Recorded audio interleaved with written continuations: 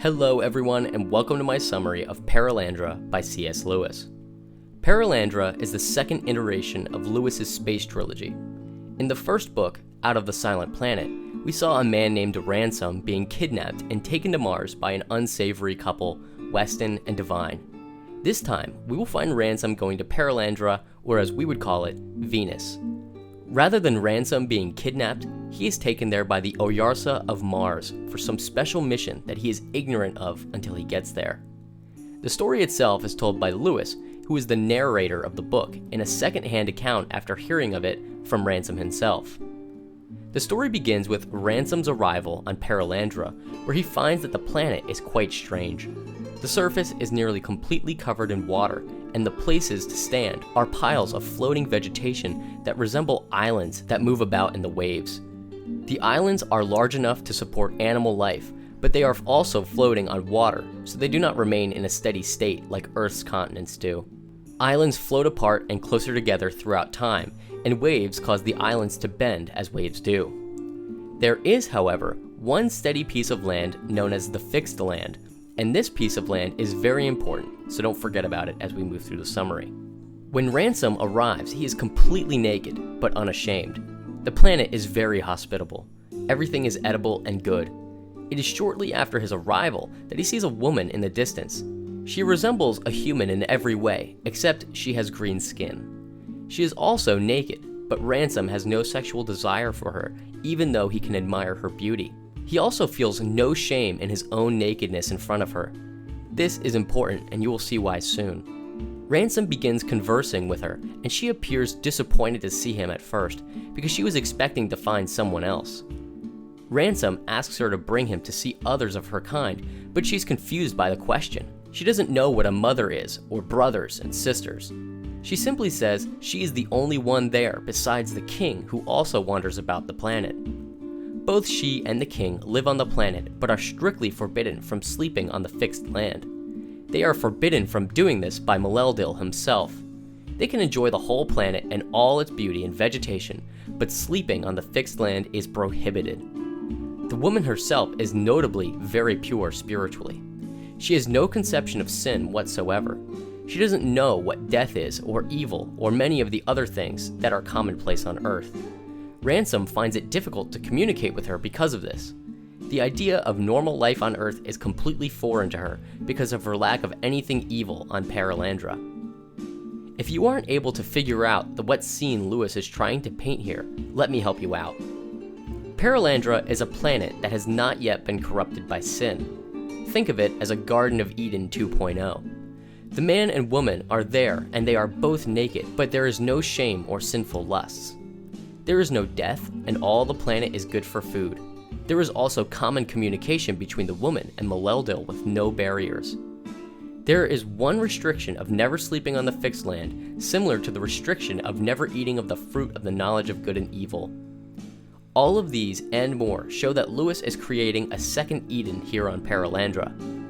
Ransom feels very out of place on the planet because of his own sinfulness. He feels as though his interaction with the woman is corrupting her. This is a primary theme in the book.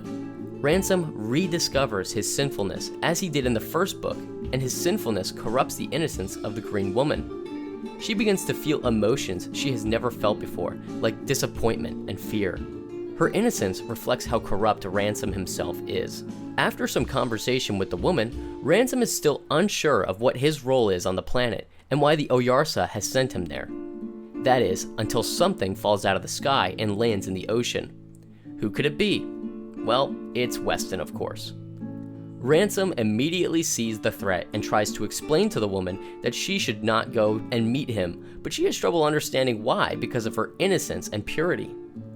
Now, if you remember from my last summary on Out of the Silent Planet, you may remember Weston as the guy who shot the Haras and tried to take over the planet by enslaving or eradicating the local population in order to make way for humans to move in.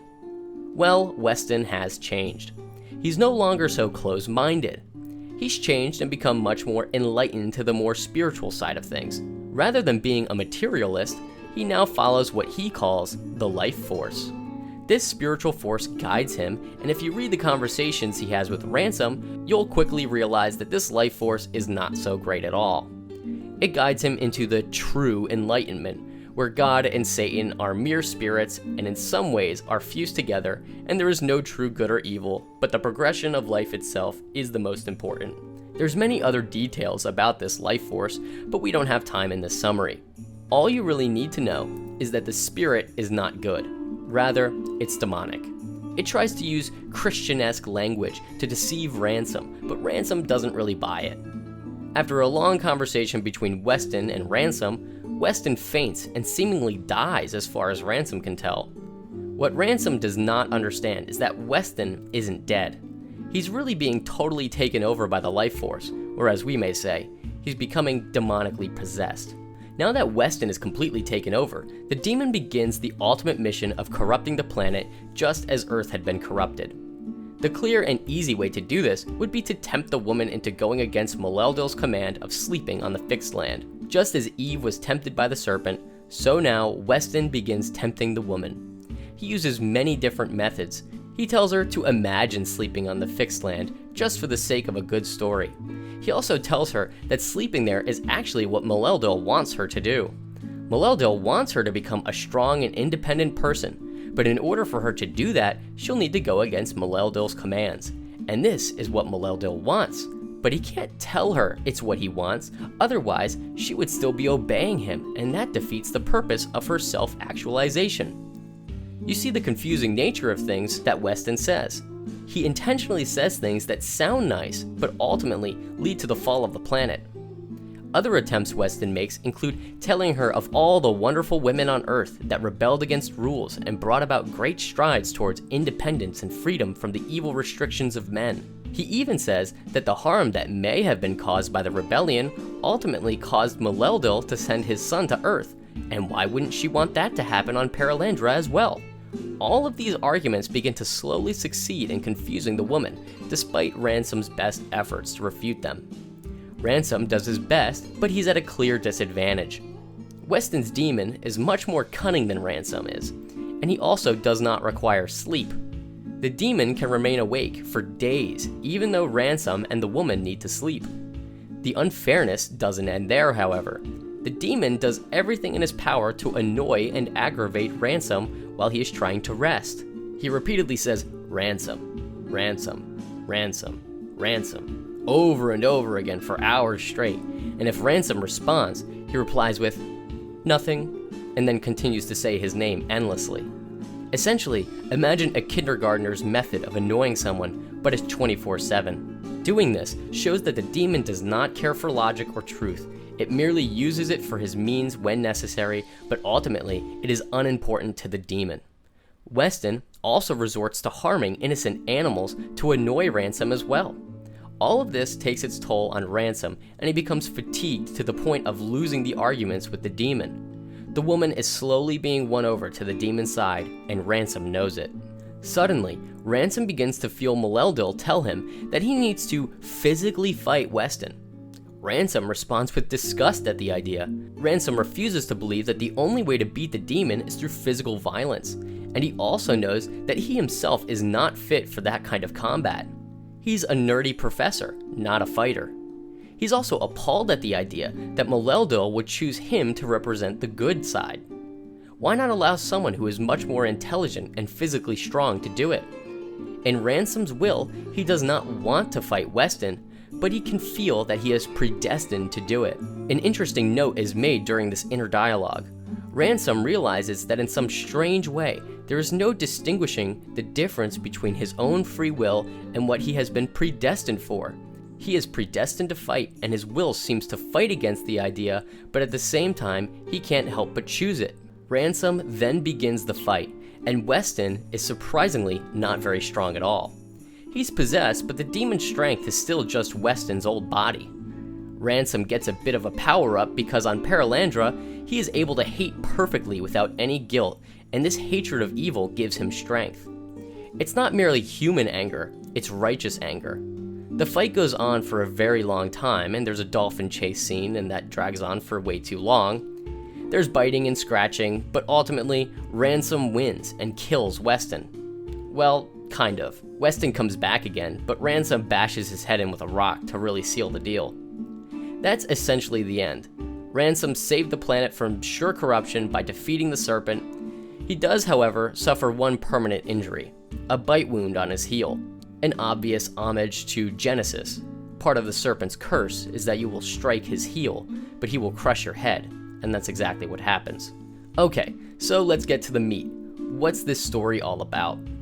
A common theme throughout the Space Trilogy is Ransom's realization that he himself is not a good person.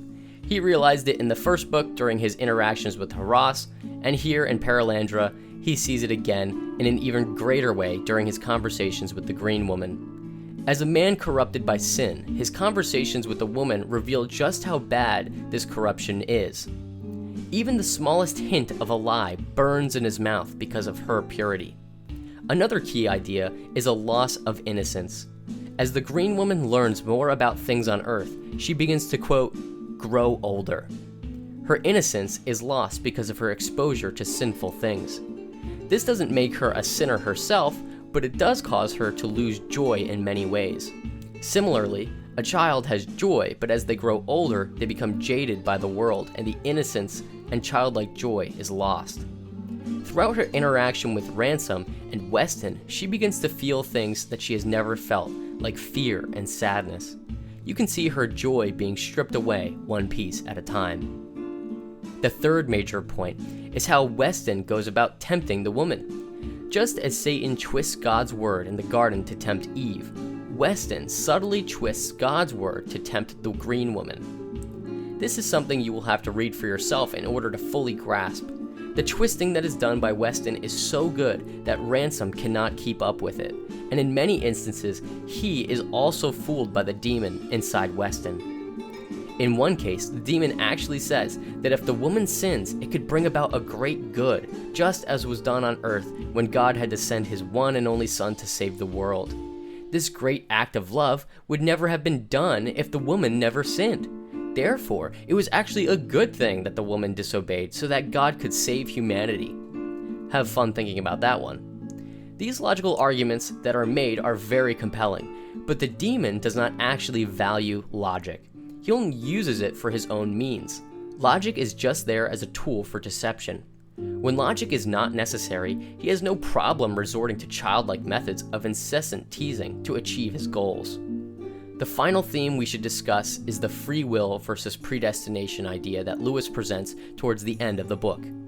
It's a difficult topic to discuss because of everyone's varying definitions of free will, but the key idea that Lewis is trying to get across is that free will and predestination are not mutually exclusive positions. You don't have to be a full-blown determinist if you hold to predestination, and you don't have to deny election and predestination if you believe in free will. Lewis shows that in some mysterious way, man has free will and is destined to do certain things. He does not go into detail about how this happens in the book. He leaves it up to mystery in a sense. Ransom knows he is destined to face off against the demon, and even though he doesn't want to do it, he can't help but doing it. He is making the decision to do it, but he feels as though there is no choice but to do it. How this works is a mystery. All that can be said is it's how the story goes. He had to do it, but he chose to do it. Maybe a good analogy would be that God put Ransom in a box with a button, and he left him there. He really had nothing to do other than press the button. He still chose to push the button, but there were no other choices. Well guys, that's just about everything I picked up from reading the book. I hope you enjoyed the summary, and if you did, feel free to give it a like and subscribe for more content like this. I'd give this book a 7 out of 10. It was quite fun to read, and the ideas it presents are interesting as well. It's fun to get a glimpse into what the Garden of Eden might have been like and how Satan may have tempted Eve into sinning. It's definitely a creative idea for a book, and I think you'd enjoy reading it if you have the time. Thanks for watching.